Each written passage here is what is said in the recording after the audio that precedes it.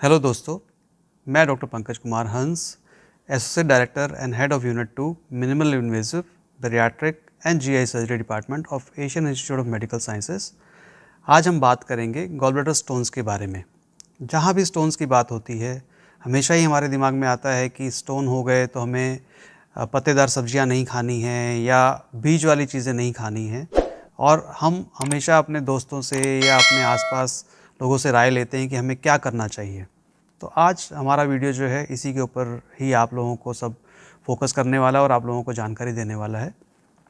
Gall bladder stones जो है वो बहुत डिफरेंट हैं किडनी स्टोन से। ज़्यादातर लोग जो बीज वाली सब्जियां या पत्तेदार सब्जियों के बारे में बात करते हैं वो होता है किडनी स्टोन्स के बारे में। गॉल ब्लैडर स्टोन्स में ऐसा नहीं होता है, क्योंकि मैं एक लैप्रोस्कोपिक सर्जन हूँ और मैं एब्डोमिनल सर्जरीज़ करता हूँ और मेरा फील्ड जो है वो गॉल ब्लैडर डिजीज़ से रिलेटेड है। तो आज हम उसके बारे में आपको कुछ जानकारी देंगे।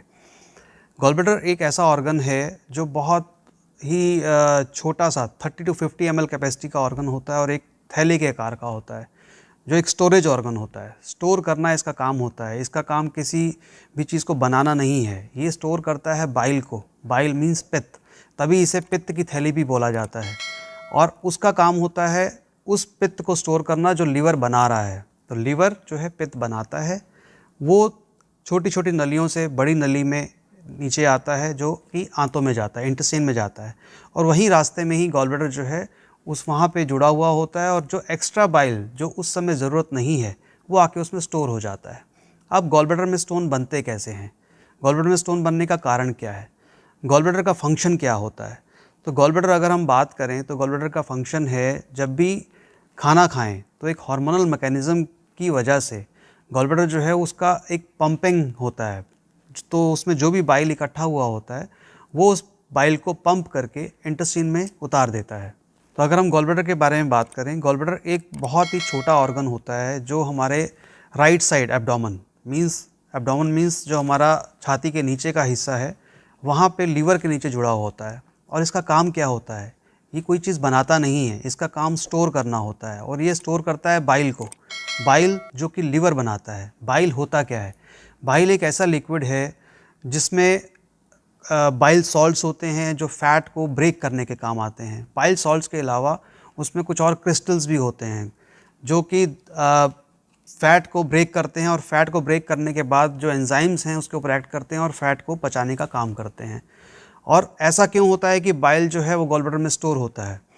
बाइल का फ्लो जो है कंटिन्यूस लीवर के थ्रू होता रहता है और लीवर के थ्रू छोटे छोटे डक्ट्स के थ्रू वो इंटेस्टाइन में जाता है। लेकिन जो उसका ओपनिंग है इंटेस्टाइन के अंदर वो हमेशा ओपन नहीं रहता है। जब हम खाना नहीं खाते हैं तो वो ओपनिंग क्लोज होता है एंड फॉर दैट टाइम जो एक्स्ट्रा बाइल प्रोड्यूस हो रहा है वो जाके गॉल ब्लैडर में स्टोर होता है। और जब हम खाना खाते हैं तो एक हार्मोनल मैकेनिज़्म की वजह से गॉल ब्लैडर को वो पंपिंग मैकेनिज़्म की वजह से वो बाइल जो है वापस इंटेस्टाइन में आ जाता है। अब अगर हमारा गॉल ब्लैडर जो खाली होना है खाने के बाद वो नहीं होगा तो बाइल जो है उस गॉल ब्लैडर में ज़्यादा टाइम तक स्टोर रहेगा। और जब वो स्टोर रहेगा तो वो कॉन्सेंट्रेट होगा तो ओवर सैचुरेट होगा। और ओवर सैचुरेशन की वजह से जो उसमें सॉल्ट्स होते हैं वो कोलेस्ट्रॉल के साथ मिलके स्टोन बनाते हैं। तो ऐसा नहीं कि हमने कुछ ऐसा खाया जिसकी वजह से गॉल ब्लैडर में स्टोन बन गए। गॉल ब्लैडर अगर एम्प्टी नहीं हो रहा है तो उसमें ओवर सैचुरेशन की वजह से गॉल ब्लैडर स्टोन बन जाते हैं। और भी बहुत सारे कारण होते हैं। अगर गॉल ब्लैडर का अपना जो मसल मैकेनिज़्म है, पंपिंग मैकेनिज़्म, वो हैम्पर हो जाए किसी वजह से तो भी स्टोन बनते हैं। बहुत सारे और मेडिकेशंस हैं, जैसे कुछ फीमेल्स जो हैं ओरल कॉन्ट्रासेप्टिव पिल्स लेती हैं, उसकी वजह से भी स्टोन बनते हैं। जो फर्टाइल फीमेल्स होती हैं यूजुअली अराउंड 40 ईयर्स की एज में, वो भी जो है उनके कारण उनमें जो ऐसा मेटाबॉलिक प्रोसेस चलता है जो स्टोन बनाने में उनको ज़्यादा प्रीडिस्पोज करता है। फिर प्रेगनेंसी के ड्यूरिंग भी स्टोन बनते हैं। कुछ लोग जो प्रोलॉन्ग्ड फास्टिंग करते हैं उसमें भी गॉल ब्लैडर टाइमली एम्प्टी नहीं होता है, उसमें भी स्टोन बनते हैं। या जो लोग ओबीज़ होते हैं, ओबीज़ होने की वजह से कोलेस्ट्रॉल जो है उनकी ब्लड में ज़्यादा होता है और कोलेस्ट्रॉल जब ज़्यादा होगा तो बाइल सॉल्ट्स के साथ मिलके वो भी स्टोन बनाएगा।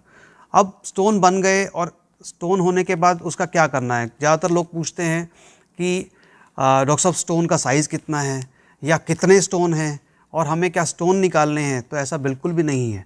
ये किडनी स्टोन की तरह नहीं होता है। ये बहुत सारे लोग मेरे से क्वेश्चन पूछते हैं कि डॉक्टर साहब स्टोन का साइज़ क्या है और हमें स्टोन कैसे निकाला जाएगा। गॉल ब्लैडर स्टोन और किडनी स्टोन बिल्कुल डिफरेंट है।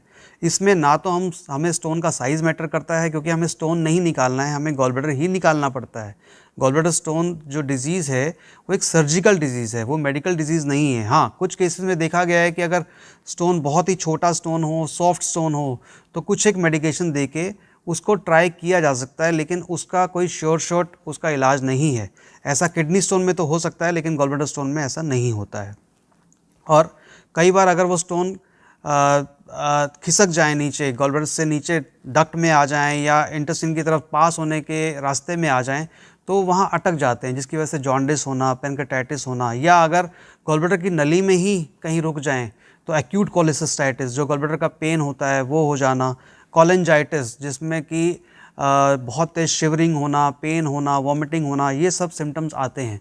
तो गॉल ब्लैडर स्टोन में अगर स्टोन खिसकता है तो वो एक कॉम्प्लिकेशन है, जबकि किडनी स्टोन में अगर कोई स्टोन खिसकता है तो वो पेशाब के रास्ते से बाहर निकल आता है।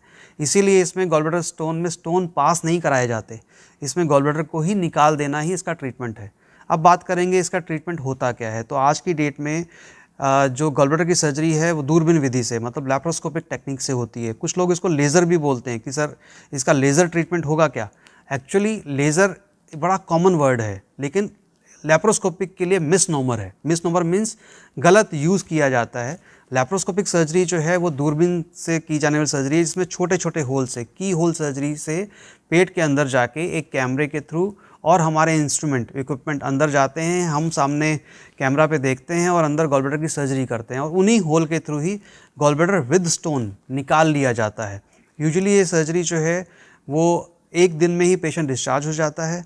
अगर पेशेंट को कोई इन्फेक्शन नहीं है, कोई अंदर ऐसा पस वगैरह नहीं हुआ, तो उसमें स्टिचेस भी वैसे लग सकते हैं जो डिज़ोल्व होने वाले होते हैं और मार्क्स भी नहीं आते हैं। ये सर्जरी अपने आप में गोल्ड स्टैंडर्ड टेक्निक मानी गई है, जो कि ओपन सर्जरी से बेहतर मानी गई है।